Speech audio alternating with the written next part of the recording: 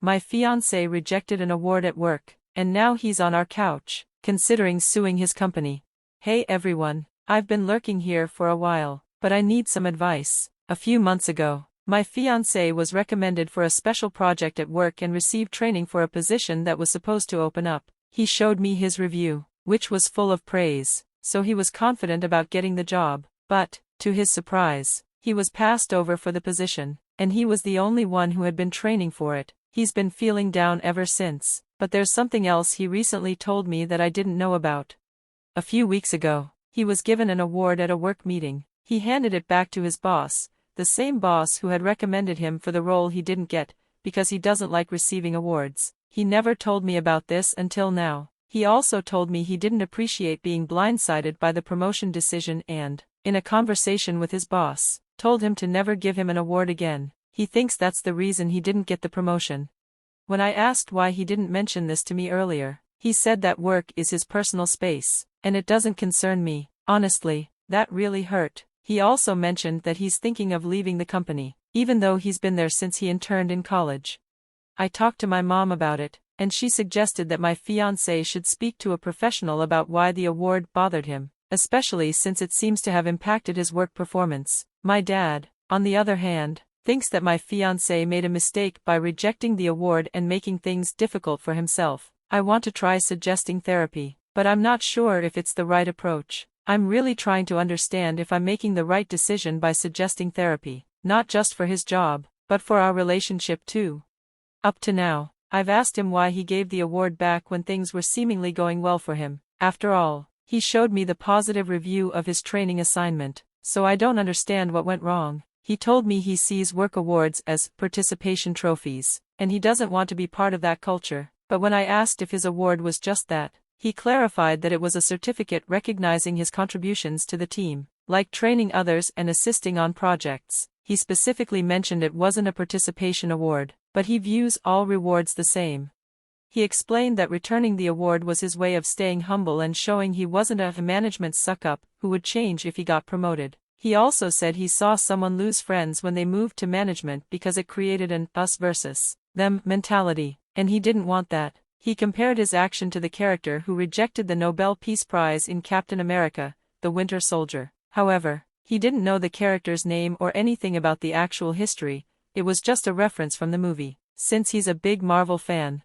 When I asked him if he regretted rejecting the award now that he sees how it might have hurt his career, he said he was thinking about suing the company for unfair treatment and that he didn't want therapy because he didn't think he did anything wrong. He also told me that work is his space, and that there are things he says at work that I wouldn't approve of, like how managers sometimes talk behind coworkers' backs. When I reminded him that we're engaged, and that our relationship should be a priority, he accused me of not supporting him and said that couples counseling wasn't something he was interested in either. Before talking to him, I spoke to my parents because he had mentioned quitting and working a retail job in the meantime, which is something he thinks would earn him more respect. He also said he didn't mind making less money if it meant having more respect. That was before he brought up suing the company. Now, I'm starting to reconsider everything. He's been sleeping on the couch and distancing himself from me, saying I'm not on his side, and it's been hard to navigate. We were looking at buying a house, but now that seems like a distant idea. He's more focused on staying in our apartment, and since he's refused therapy and dug in his heels, I'm wondering if I should make some changes. I'm considering moving some of my things to my parents' house, as I just can't shake the feeling that he's throwing everything away over nothing. He had a great review for his training assignment, and it seems like he created unnecessary drama by rejecting the award.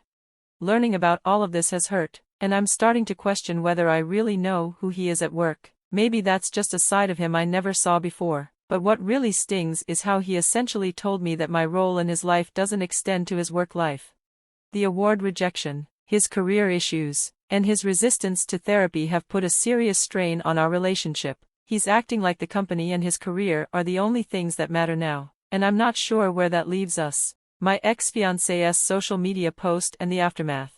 I've been dealing with a lot recently, so I wanted to update everyone. Currently, I'm at my parents' place, and things have been really tough. My ex-fiancé, let's call him Nate, has been pressuring me to move everything out before Friday, and doing so has been incredibly stressful. But before I even got around to moving, Nate did something I didn't expect. and now it's all over social media.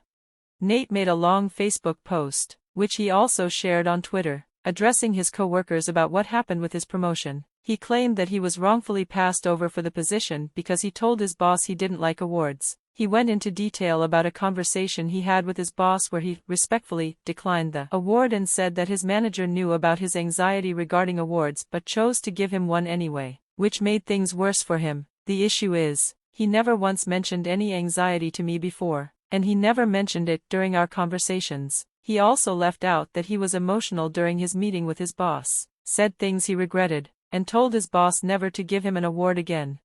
In his post, Nate said he wanted to sue the company not only for himself but for others who might feel pressured to accept awards to move up in the workplace. He painted himself as a champion for employees who deal with mental health challenges. He even compared his actions to NBA player Kyrie Irving, who stood up against the vaccine mandate, saying that he too wanted to fight the system and be a voice for the voiceless. He said that he was fighting for employees who might feel the same way he does about awards.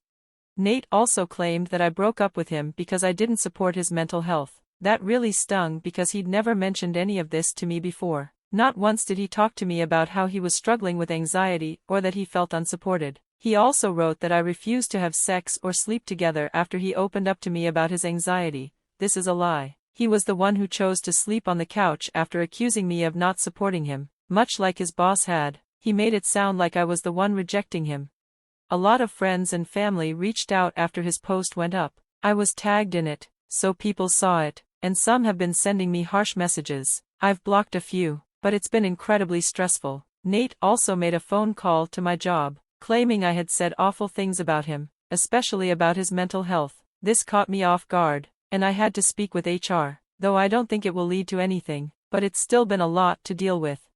My dad was livid when he found out about Nate's actions and suggested we speak with a lawyer about defamation. We're looking into that now, but in the meantime, I'm just trying to get through this. Dad also suggested sending Nate a cease and desist letter to stop him from contacting my job and making more false claims.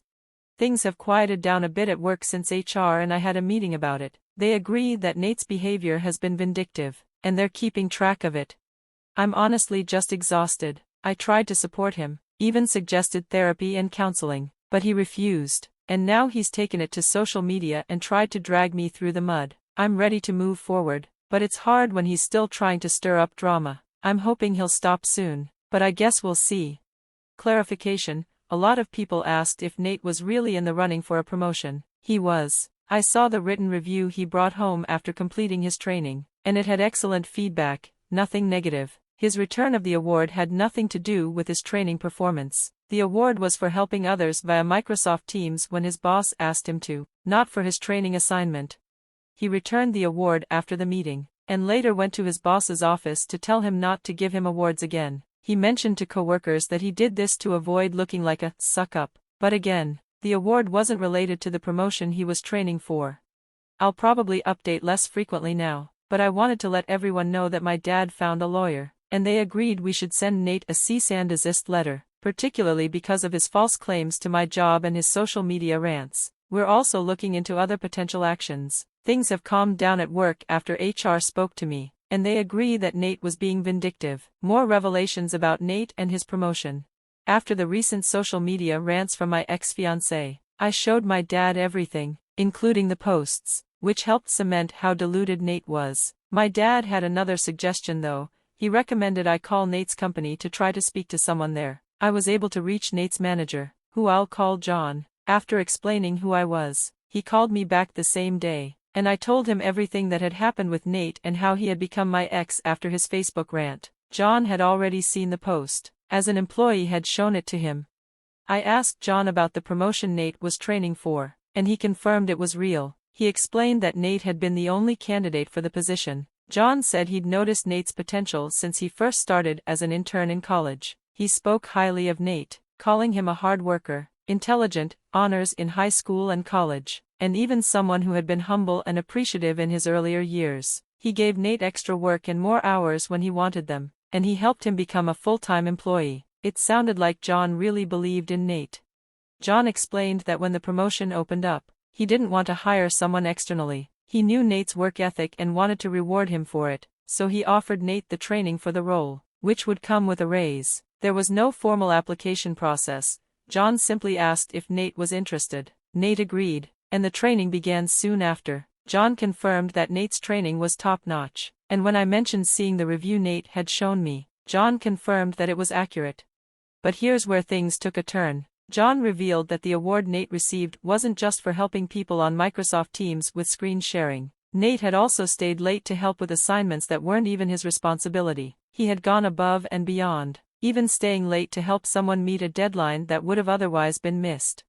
John described how, when Nate received the award during a meeting, he accepted it shyly, but things changed afterward. That same day, Nate came to John's office, acting unlike himself. John asked him what was wrong, and Nate suddenly blew up. He became visibly stressed, raised his voice, and used profanity. When John tried to calm him down, Nate wouldn't listen, storming out of the office and leaving the award behind.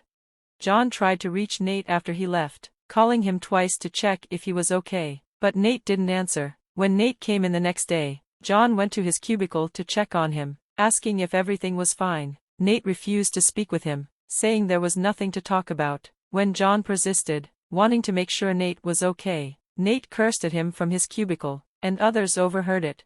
At this point, John said that despite Nate's excellent training review, his behavior after the award completely ended his chances for the promotion. John had tried to give him the benefit of the doubt and didn't immediately report his leaving early or the outburst. He wanted to give Nate a chance to explain himself, thinking he might have triggered some sort of trauma. But when Nate cursed at him the following day, John knew he had to report it. That was when he spoke to HR, telling them that Nate wasn't ready for the position and that he had been wrong about him. John told me it hurt because he had been one of the few managers who recommended Nate for the promotion when others were hesitant to hire someone younger. He saw potential in him, and he thought he could make it as a manager. But this incident made him realize Nate wasn't mature enough for the role. He said Nate was a good kid, but he was too spoiled, possibly due to his upbringing. He said he'd always seen something in Nate, but when things got tough, he wasn't able to handle it. John felt Nate hadn't learned how to handle stress or how to communicate under pressure, which was a key skill for management. My dad agreed with John's assessment of Nate's upbringing. Nate's parents didn't require him to work while in high school or college. He wanted to work at retail because his friends did, and as long as his grades were good, his parents paid for his gas, car, and college. In contrast, I paid for my own college and often struggled with finances. So, my dad believes that Nate never truly learned responsibility, and that it showed during the promotion situation. As for how I didn't see this side of him, I just didn't know. Nate was always nice when things were going well. He'd surprise me with flowers, gifts, and we'd have fun together. But when the award situation happened, everything changed. His stress over it triggered something, and he started accusing me of taking his boss's side, treating me like I was the enemy. My dad said everything had been going well for Nate up until that moment, but when something unexpected happened, he couldn't handle it and blamed everyone else. It still stings that I didn't see this side of him sooner, but this was the first time I saw him react like this to something that should have been positive. The award was a recognition of his hard work, yet it caused him to implode. He made another post after all of this, saying he was going to do a live stream with a shop steward, but I won't get into that here, it's already getting too long. We're moving forward with the cease and desist letter, and that's the first step for now. I appreciate all the support I've received from everyone. It's been a lot, especially having to explain everything to friends and family who saw me tagged in his original rant, but I'm taking things one day at a time, because what else can I do at this point?